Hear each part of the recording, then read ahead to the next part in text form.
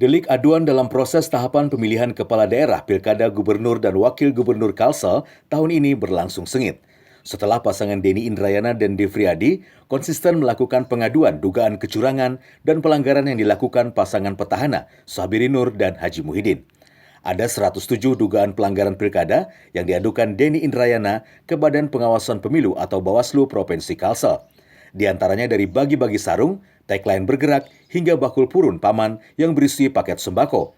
Namun di sidang pleno, laporan dugaan pelanggaran administratif pemilu ini ditolak Bawaslu. Kami punya bukti surat pelibatan RT RW. Itu contoh ya, contoh. Kami punya bukti video, rekaman, foto. Kami juga ada saksi-saksi yang menguatkan pelanggaran-pelanggaran yang sifatnya terstruktur, sistematis, dan masif di seluruh kabupaten kota Kalimantan Selatan. Dalam rentang waktu tidak hanya 6 bulan, menurut undang-undang, bahkan ada yang rentang waktunya lebih lama. KPK sudah jelas-jelas mengatakan jangan salah gunakan, selewengkan bansos COVID-19 untuk petahana-petahana incumbent jangan salah gunakan.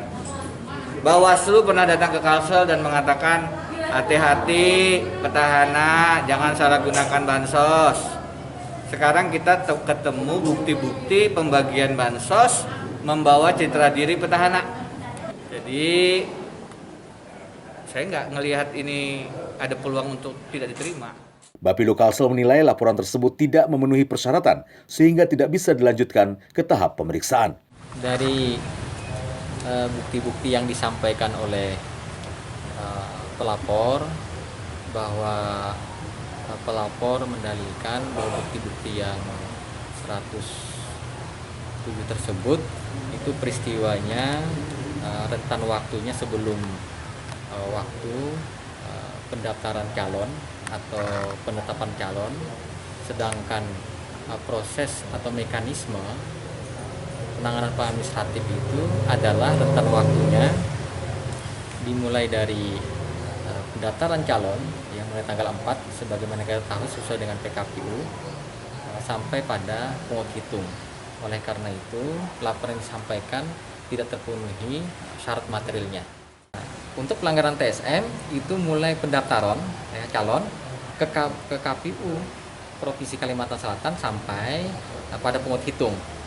Nah, jadi ini yang menjadi pertimbangan bahwa secara material ya, apa yang disampaikan atau yang dilaporkan itu tidak terpenuhi dan kami tidak bisa melanjutkan laporan ini pada tahapan persidangan pemeriksaan. Sementara tim hukum pasangan Sabiri Nur dan Muhyiddin juga menyangkal laporan dugaan pelanggaran karena bantuan yang diberikan kepada masyarakat korban dampak COVID adalah bantuan pribadi Paman Birin. Saat itu Paman adalah belum calon. Paman adalah gubernur di kita, dan melihat masyarakat kemudian menderita kan juga tidak sanggup juga di kita. Masa nanti juga kalau Paman berdiam diri aja COVID kan tidak kemana-mana, tidak memberikan bantuan, itu juga lucu. Hanya menghimbau karena sementara program resmi dari pemerintah itu juga terbatas untuk itu. Jadi justru istilah saya itu niat baik Paman yang membantu orang yang saat itu sedang kesulitan, dan kita semua memahami kondisi itu, tapi kemudian direkonstruksi oleh 02 itu politik uang. Jadi sebenarnya biasa ya dalam konteksnya seperti itu. Oleh itu kita akan sampaikan juga bahwa sebenarnya bansos yang dikasih tahu itu tidak terkait dengan politik uang, tetapi murni bantuan pribadi beliau untuk menangani dampak dari COVID-19. Sudah 3 kali upaya pelaporan delik aduan kasus pilkada ini dilakukan Denny Indrayana dan 3 kali pula dimentahkan Bawaslu karena dianggap tidak memenuhi bukti. Satya Naka, Kalsel 1 Net, Banjarmasin.